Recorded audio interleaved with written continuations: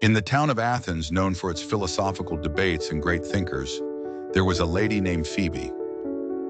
She was neither a scholar nor a teacher, but an innkeeper who had lived through the loss of a husband in war and the struggles of raising two children alone. Life, to her, had been a relentless sea, pulling her away from any semblance of firm belief.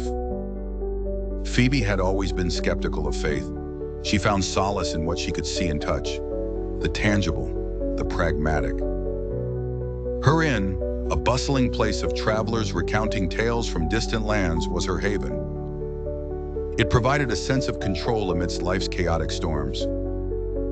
Yet every night as she lay in bed, unsettling questions would swirl around her thoughts. Did life have meaning beyond her routine, beyond the endless cleaning of dishes and the mending of worn bed linens?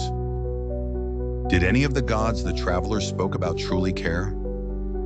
One stormy evening, a visitor named Paul checked into her inn. Paul was known in certain circles as a compelling speaker, a man who preached about a God who offered redemption through love, not through the rote rituals or endless sacrifices that Phoebe had grown weary of hearing about. Curiosity, or perhaps desperation, led her to sit in on his discussions with other guests. She listened as Paul spoke of grace and faith, concepts that seemed foreign and absurdly simplistic to a woman who had grown up believing that worth was earned through hard work and suffering. Paul spoke with an unusual warmth about a crucified man named Jesus, who had risen and offered new life to anyone who believed. His words seemed to pierce through the practical defenses Phoebe had built around her heart.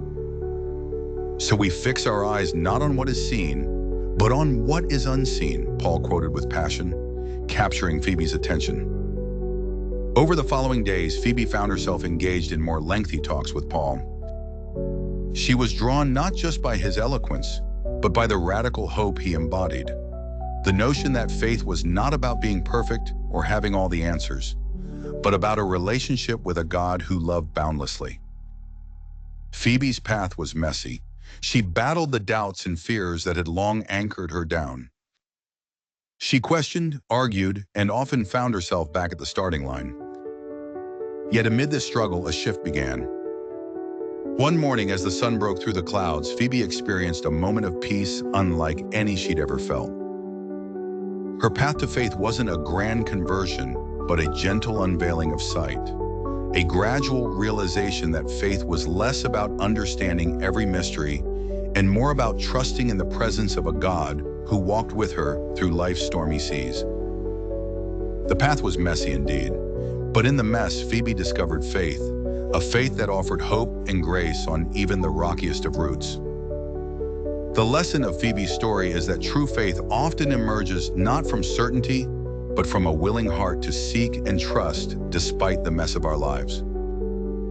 And now these three remain: faith, hope, and love. But the greatest of these is love.